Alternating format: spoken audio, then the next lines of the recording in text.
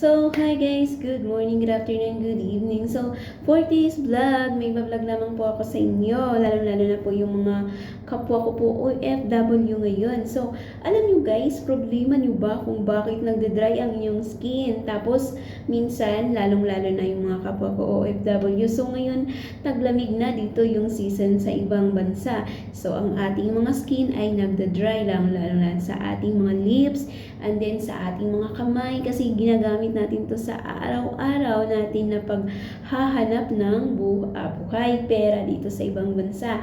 Ginagamit natin to sa pang-araw-araw. Kaya dahil ngayon ay tag-winter na, no? So, nagda-dry siya and then nagsusugat-sugat. Ayan.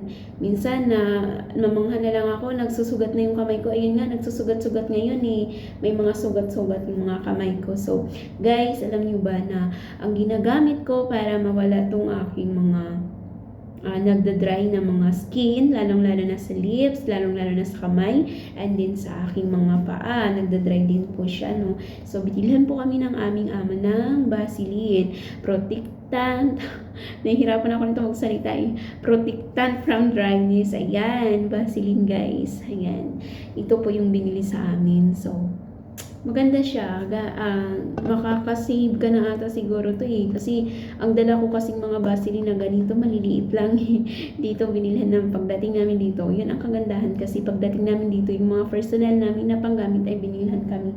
So ayan, binilhan kami nito. Dalawa to sa akin, naubos na yung isa eh. So ganyan ang ginagamit ko para yung aking skin ay mawala na yung minsan kasi nagda-dry talaga siya, lalo na ngayon, taglamig na dito. Dalawa lang naman yung kanilang, dito guys, ng kanilang weather. Taglamig, sobrang lamig, and then sobrang init. Ganun lang. Hindi kagaya sa Pinas, di ba, na sa Pinas, lamig, uulan. Tapos mainit, uulan na naman, mainit. Ayan.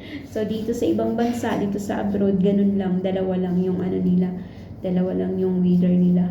Taglamig and then tag-init. Tag-init ng ulo and then taglamig ng ulo. Charis. Sige guys, thank you so much guys. Good morning, good afternoon, good evening, and God bless. Thank you for watching itong aking vlog for today. Maraming salamat.